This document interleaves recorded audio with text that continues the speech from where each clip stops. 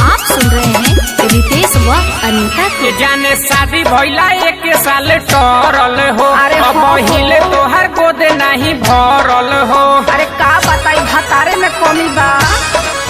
जाने शादी भइला एक साल टरल हो, अब हिले तोहर गोद नहीं भरल हो। अच्छा। बोला बाटे कौन कमी नहीं बनलू तू मम्मी देवी देवो से करो नयरजी। अरे वैसे कौनो फायदा नहीं है। जब भतरे में नई खेये नरजी देवी देवो से करी कायरजी।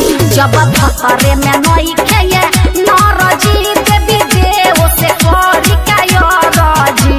जब भतरे में नई खेये नरजी।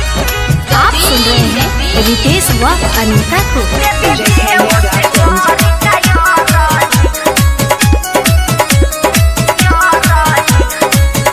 के करा में कमी बाटे अच्छा। हमसे बताओ। हेलो। बहुत